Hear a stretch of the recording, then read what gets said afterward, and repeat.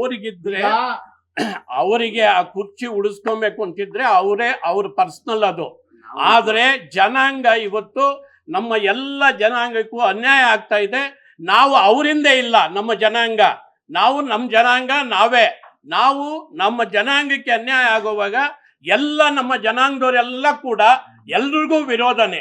ಯಾವುದೇ ಸರ್ಕಾರ ಇರ್ಬೋದು, ಯಾರೇ ನಮ್ಮ ಜನಾಂಗದ ನಾಯಕರುಗಳಿರ್ಬೋದು, ಯಾವುದೇ ಪಕ್ಷಗಳಾಗ್ಬೋದು, ಆದರೂ ಕೂಡ ನಾವು ಜನಾಂಗ ಒಂದೇ, ಜನಾಂಗ ಒಗ್ಗಟ್ಟಾಗಿರ್ಬೇಕು.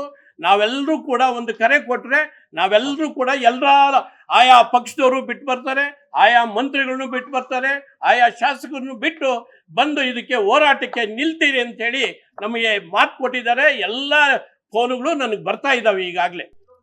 ಇಲ್ಲ ಈಗ ವರದಿ ನೀಡಿದ್ದಾರೆ, ವರದಿ ನೀಡಿ ಕಾಲಾವಕಾಶ ಕೊಟ್ಟಿದ್ದಾರೆ, ಓದ್ಕೊಂಡು ಬಂದು ತಿಳಿಸಲಿ ಅಂತ. DCM ಅವರೇ ಇಡೀ ನಮ್ಮ ಸಂಘಕ್ಕೆ ಬಂದು ಸ್ವಾಮೀಜಿ ನೇತೃತ್ವದಲ್ಲಿ, DCM ನೇತೃತ್ವದಲ್ಲಿ, ನಮ್ಮೆಲ್ಲ ಜನಾಂಗದ ಮುಖಂಡರ ನೇತೃತ್ವದಲ್ಲಿ ಸಭೆ ಮಾಡಿ ಇದನ್ನ ಪ್ರತಿಭಟನೆ ಮಾಡಿದ್ದಾರೆ. ಯಾವುದೇ ಕಾರಣಕ್ಕೆ ನಾವು ವಿರೋಧ ಮಾಡ್ತೀವಿ ಅಂತ ಹೇಳಿದ್ದಾರೆ. ಅದಕ್ಕಿಂತ ಉದಾಹರಣೆ ಬೇಕಾಗಿಲ್ಲ, ಯಾರು ಸುಮ್ಮನೆ ಕುಂತಿಲ್ಲ. DCM ಅವರೇ ಅದಕ್ಕೆ ಮುಂಚೂಣಿ ಮುಟ್ಟಿದ್ದಾರೆ. ಈಗ DCM ಅವರು ಇವತ್ತು ನಮ್ಮ ಜನಾಂಗದ ಎಲ್ಲಾ ಶಾಸಕರನ್ನ ಇವತ್ತು ಸಭೆ ಕರೆದಿದ್ದಾರೆ.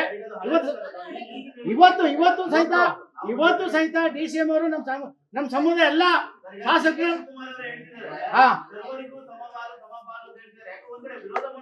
ನಮ್ಮ ಜನಾಂಗ ಅದೇ ಹೇಳೋದು. ನಮ್ಮ ಜನಾಂಗ ಸರ್ವರಿಗೂ ಸಮಪಾಲು ಅಂತ ಅದ್ದಿದ್ವಲ್ಲ, ಅದನ್ನೇ ವೀಕ್ನೆಸ್ ಮಾಡ್ಕೊಂಡಿದ್ದಾರೆ. ಆದ್ರೆ ಈ ಜನಾಂಗ ಎದ್ದು ನಿಂತಾಗ ಸರ್ಕಾರ ಉಳಿಸಂತ ಉದಾಹರಣೆಗಳಿದೆ. ಆ ಕೆಲಸ ನೀವು ಸಂಘ ಮಾಡ್ತದೆ ಮುಂದಕ್ಕೆ. DK ಶಿವಕುಮಾರ್ಗಲ್ಲ, ಈ ಸಂಘ ಏನು ಈ ಸರ್ಕಾರದ ಮುಖ್ಯಮಂತ್ರಿಗೆ ಕೊಡ್ತ ಸಂದೇಶ.